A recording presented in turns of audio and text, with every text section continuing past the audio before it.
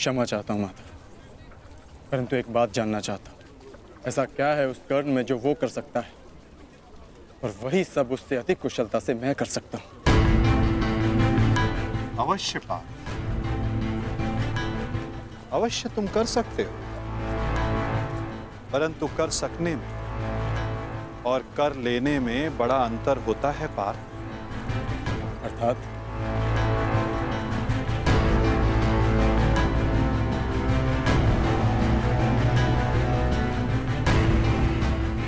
शब्द और अर्थ के फेर में मत पड़ो पार्थ, उससे कोई लाभ नहीं होता। नहीं माधव, लाभ है। बहुत गुणगान सुन लिया कर्ण का। आज तक मैंने आपकी हर बात आंख मूंद कर मानी है, परंतु आज मुझे साक्ष्य चाहिए, प्रमाण चाहिए कि कर्ण श्रेष्ठ क्यों है। तुम्हें पूर्ण विश्वास है पार्थ कि तुम प्रमाण पाना चाहते हो?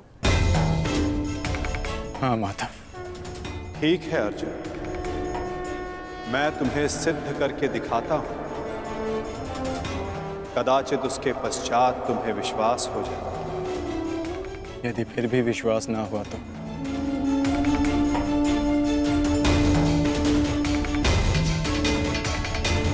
मैं वचन देता हूं पार्थ, कर्ण की प्रशंसा तो दूर, तुम्हारे समक्ष उसका नाम तक नहीं लूंगा।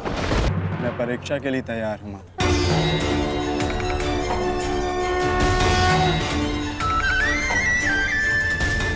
उन दो पर्वतों को देख सकते हो पार्थ?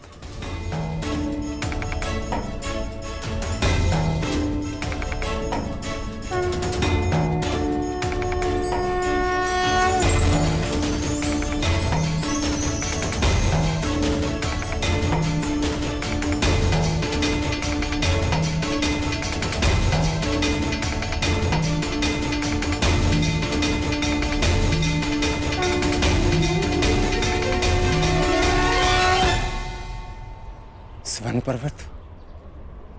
हाँ पार्थ, अब ये दोनों पर्वत स्वर्ण में परिवर्तित हो चुके हैं।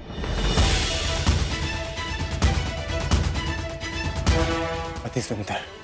स्वर्ण वो वस्तु होती है पार्थ जिसे हर कोई अर्जित करना चाहता है। और अब मैं ये कहता हूं कि इन दोनों स्वर्ण पर्वतों पर तुम्हारा अधिकार है।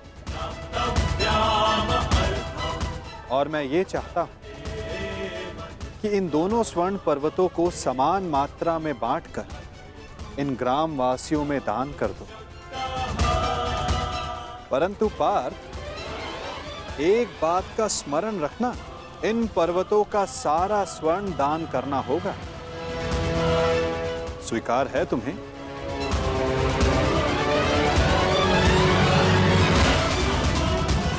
मुझे स्वीकार। आज्ञा दीजिए मां। ग्रामवासियों,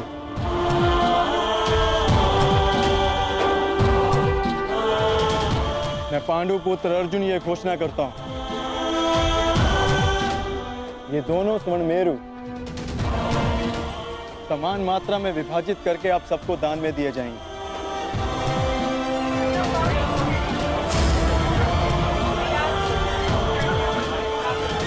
इसलिए आप एक पंक्ति में खड़े हो जाएं और अपना अपना भाग लेकर आगे जाएं और विश्वास रखिए सबको समान मात्रा में स्वर्ण मिलेगा। पांडु पुत्र अर्जुन के, पांडु पुत्र अर्जुन के, पांडु पुत्र अर्जुन के, पांडु पुत्र अर्जुन के।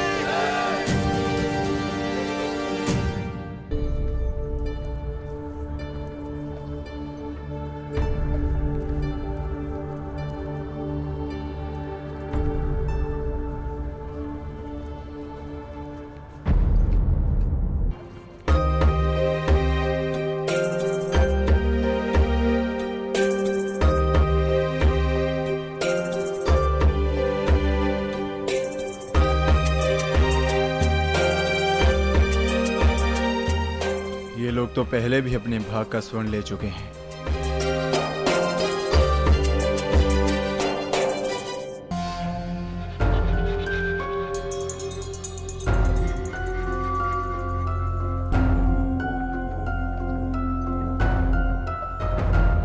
रुक जाइए, थोड़ा विश्राम करते हैं।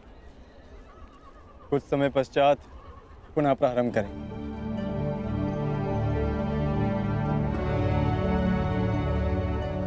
क्षमा चाहता हूँ माधव, परंतु मैं ये जानना चाहता हूँ कि आपकी ये परीक्षा कब समाप्त होगी।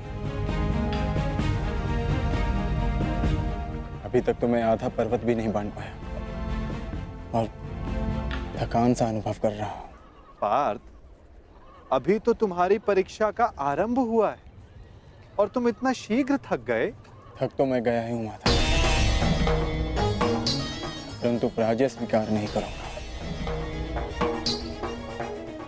क्षमा चाहता हूँ माधव, परंतु अभी तक मुझे आपकी इस परीक्षा में आपका उद्देश्य समझ नहीं आया।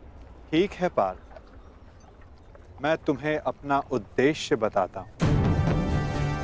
इस कहानी का दूसरा कोण तुम्हारे समक्ष लाता हूं। अब तुम्हें स्वर्ण नहीं बांटना है, बस यहां खड़े रहकर जो कुछ भी घटित होगा उसका साक्षी बनना है।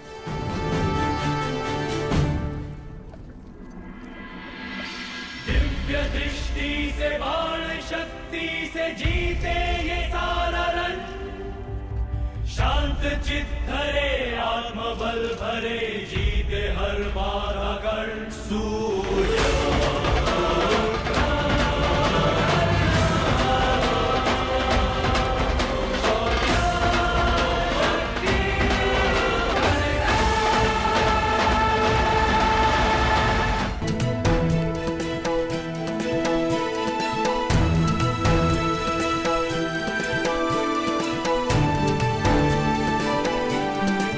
प्रणिपात वासुदेव।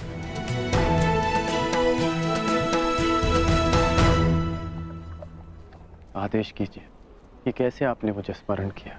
मित्र, एक महत्वपूर्ण कार्य के लिए तुम्हारी सहायता चाहिए मुझे।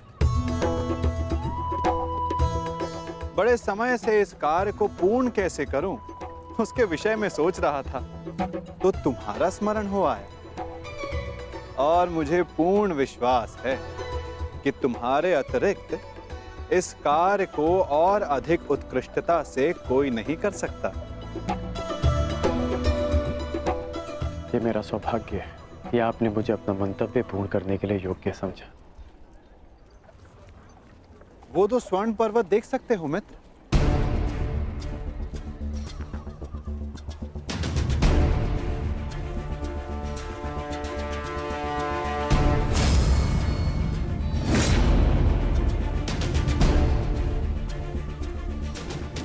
अब इन स्वर्ण पर्वतों पर तुम्हारा अधिकार है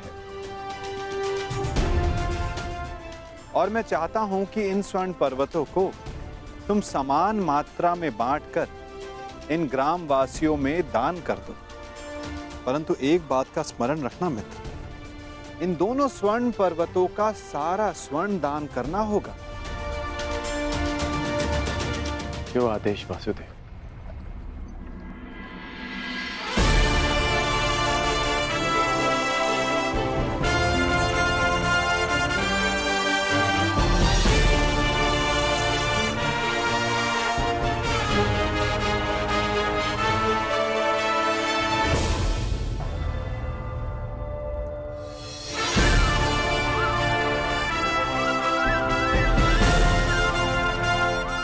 मैं सभी ग्रामवासियों से निवेदन करता हूं कि ये दोनों स्वर्ण पर्वत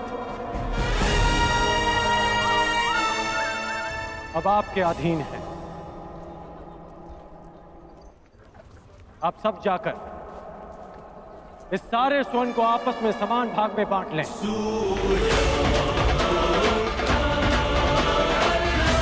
जाइए।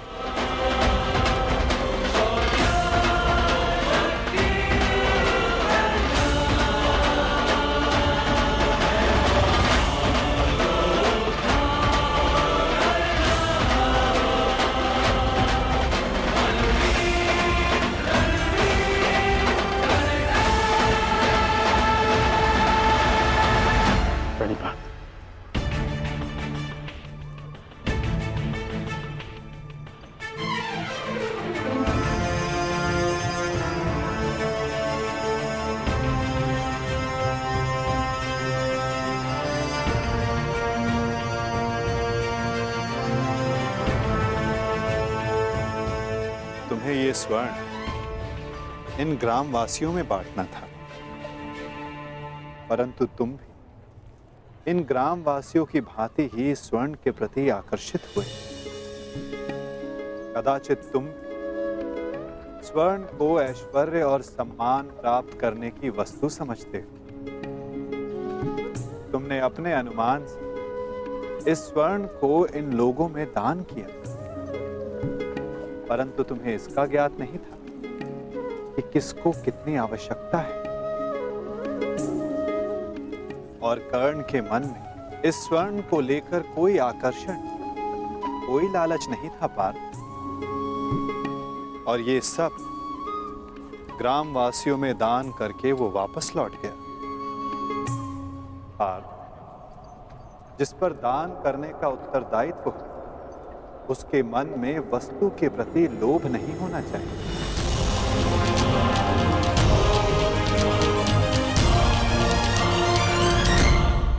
तुम्हारे मन में ये इच्छा थी कि तुम्हारा न्याय पूर्वक ये स्वर्ण दान करने के लिए ये लोग तुम्हारी प्रशंसा करें। और कर्ण के मन केवल कर्म करने की इच्छा थी पार्थ, फल पाने की नहीं।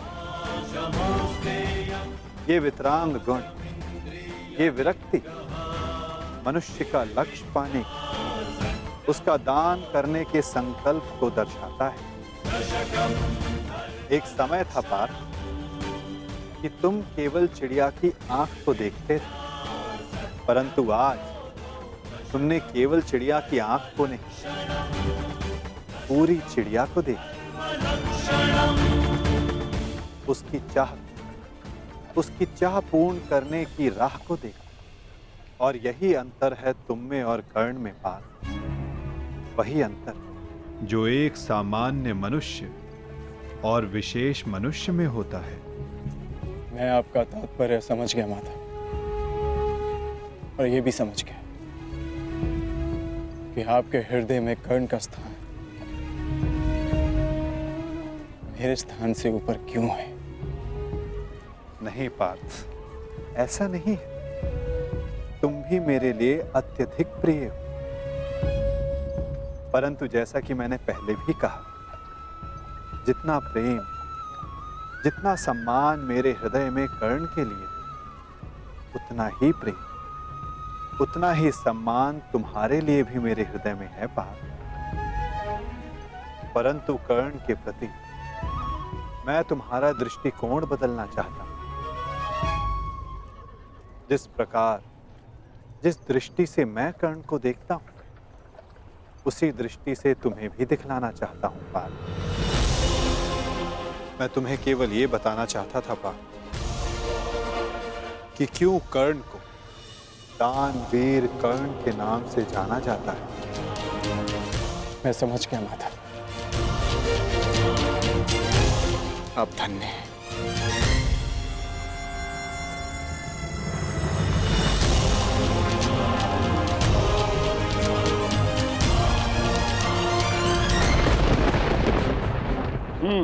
बड़ा दानवीर है ये कर्ण वासुदेव। आपकी परीक्षा तो पूर्ण हो गई, अब मेरी बारी। अब मैं बताऊंगा कि दानवीर होने के नाम पर कितना बड़ा ढोंग कर रहा है ये कर्ण। अब केवल अर्जुन को ही नहीं, पूरे संसार को ज्ञात होगा ये सूर्यपुत्र कर्ण कितना महान दानवीर है।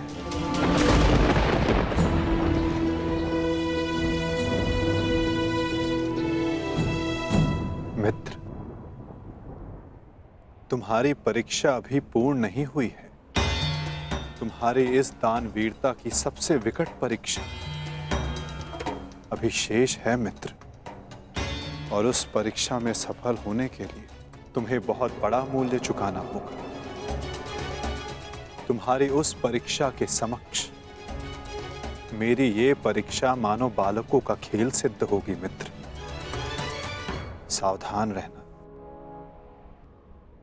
आप जानते नहीं कि आज मैं कितना प्रसन्न हूं कि आपको मेरी चिंता है। कि मैं आपके मन में बसता हूं। अब मुझे और कुछ नहीं चाहिए। अब यदि मैं अपने प्राणों को भी दान में दे दूं, तब भी सदा मैं धनी रहूंगा।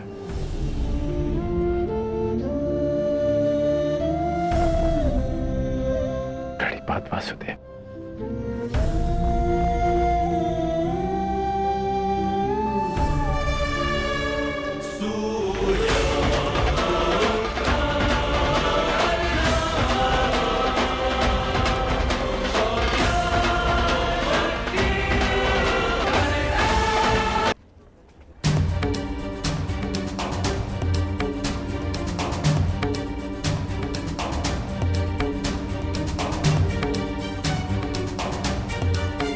क्या हुआ माधव?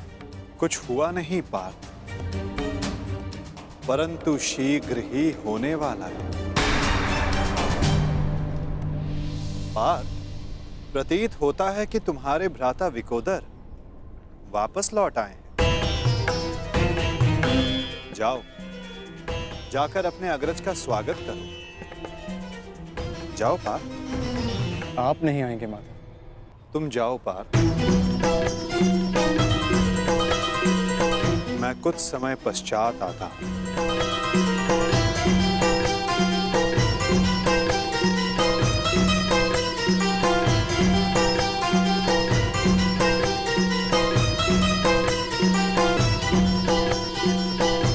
मुझे क्षमा कर देना वीर बर्बरीक। बस करो नकुल, मुझे कुछ नहीं हुआ है। कुछ नहीं हुआ? राधा भीम, आप अपनी दशा देख रहे हैं? किसने किया ये सब? बस एक बार उसका नाम बता दीजिए, जीवित नहीं छोड़ूंगा उसे। मैंने।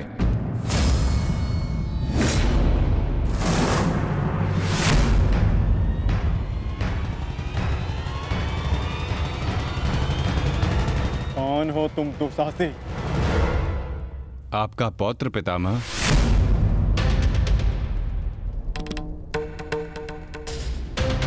घटोत्कच पुत्र बर्बरीक हूं मैं।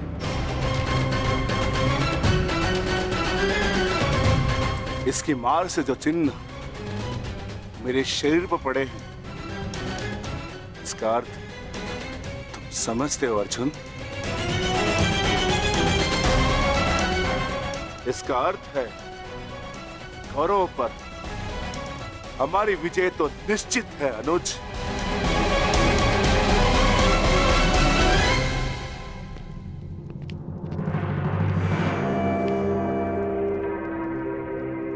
पारंपरिक बल और युद्ध कौशल दोनों में सर्वश्रेष्ठ है। इस महायुद्ध में इसका सामना कोई नहीं कर पाएगा और मुझे विश्वास है कि बार्बरिक अकेला ही इस महायुद्ध को समाप्त करने में सक्षम है। तो ये तो बहुत प्रसन्नता की बात हुई।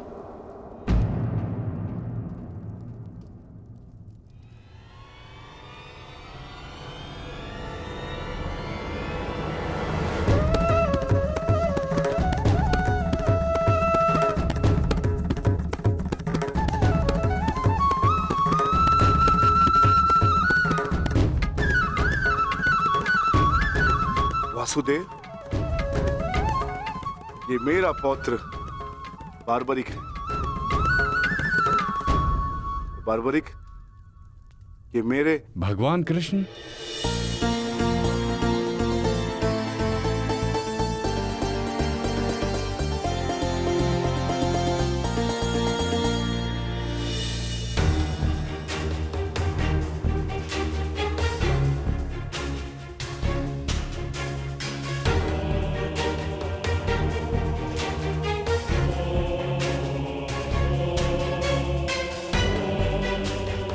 बचपन से आपकी कथाएं सुनकर ही बड़ा हुआ हूं प्रभु। आप मेरे स्वप्न में आते थे। मैंने देखा कि आप ही मेरे मुक्ति मार्गदर्शक हैं।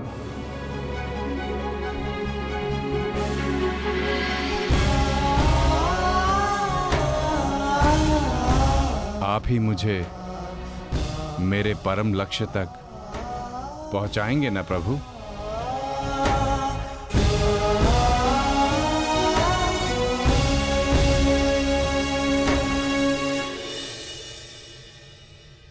तो तुम्हें लगता है बर्बरीक कि तुम स्वयं ही अकेले इस युद्ध को समाप्त कर सकते हो?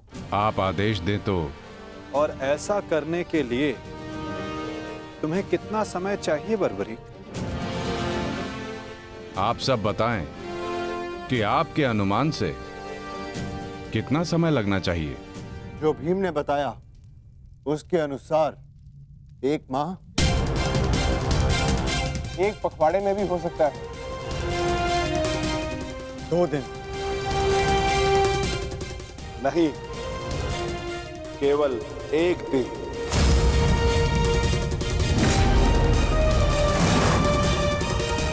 बताओ बादशाह, सही उत्तर क्या है? किसी का नहीं काकाश्री।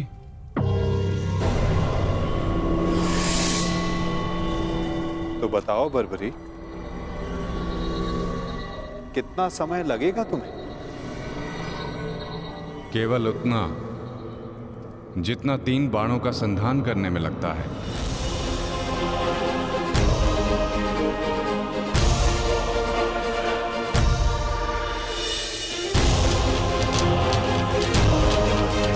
इन 3 बाणों की सहायता से मैं इस युद्ध को 3 पल में समाप्त कर सकता हूं।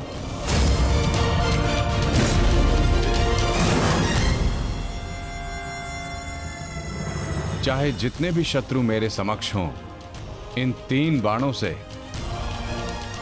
मैं सभी का नाश कर सकता हूं।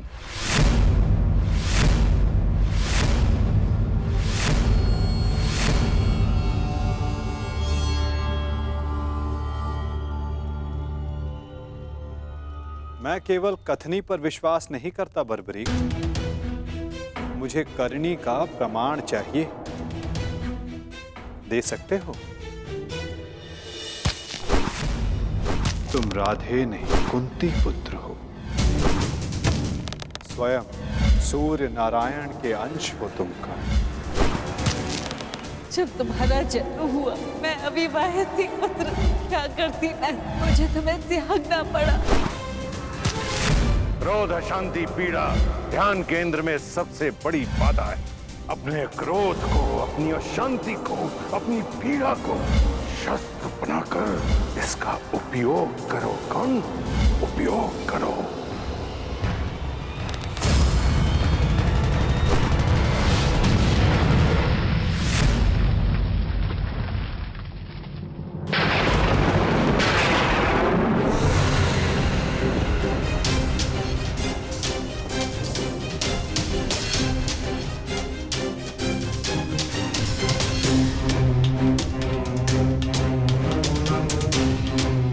मैं इंद्र हूं, देवराज इंद्र। सूर्य को भी अपने नियंत्रण में कर सकता। तो तुम क्या हो? जितना भी अभ्यास करना है कर लो। का धनुष से बाण चला लो। हाल के बिना योद्धा को मरना ही होता है।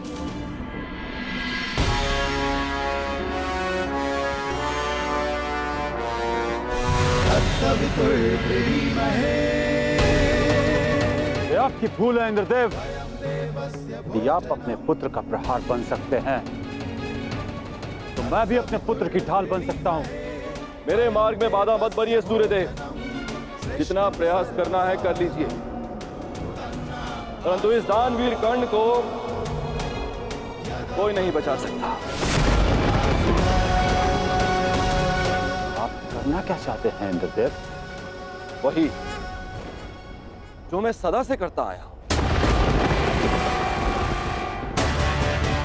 अपने शत्रु की दुर्बलता से लाभ उठाना।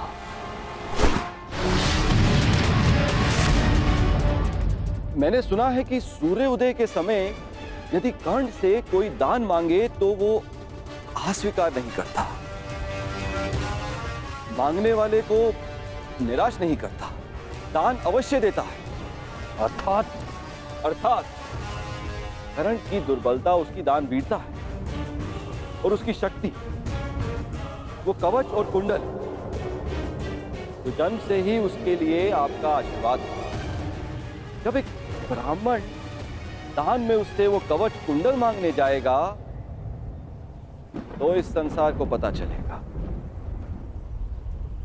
कितना महान है ये सूर्यपुत्र कर्ण। यदि दान दिया तो मेरे पुत्र अर्जुन के हाथों अपने प्राण खोएगा, और यदि नहीं दिया तो मेरे हाथों सम्मान। सूर्यदेव, इन दोनों ही परिस्थितियों में विजय तो देवराज इंद्र की ही होनी है। यह धर्म है इंद्रदेव। कवच और कुंडल कर्ण को उसके पिता का दिया हुआ उपहार है। यदि आपका पुत्र मेरे पुत्र को पराजित करने में असमर्थ है तो इस अधिक आप एक बहुत ही नीच कार्य करेंगे। यह अनुचित है। इसमें अनुचित क्या है सूर्यदेव? आपने अपने पुत्र कर्ण की रक्षा के लिए उसे कुंडल और कवच दिए। मैं अपने पुत्र अर्जुन की रक्षा के लिए वो कुंडल और कवच छीन लेना चाहता हूं। मैं ऐसा कदापि होने नहीं दूंगा। वो तो आपकी क्षमता पर निर्भर करता है सूर्यदेव। आप जो करना चाहते हैं आप करने के लिए स्वतंत्र हैं, परंतु कल या तो आपका मान रहेगा या आपके पुत्र को आपका दिया हुआ उपहार। मेरा पुत्र है वो सूर्यपुत्र कर्ण। शीघ्र ही आपको अपनी भूल की अनुभूति हो जाएगी। कल प्रातः संसार पर सूर्य का प्रकाश पड़े या ना पड़े, परंतु ज्ञान का प्रकाश आपकी बुद्धि पर अवश्य पड़ेगा।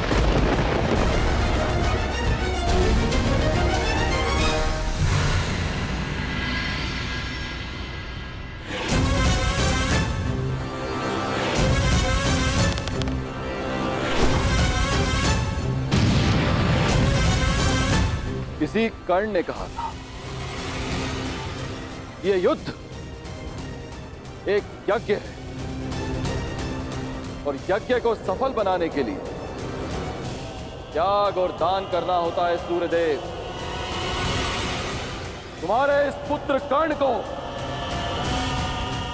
अपने प्राणों का बलिदान देना होगा।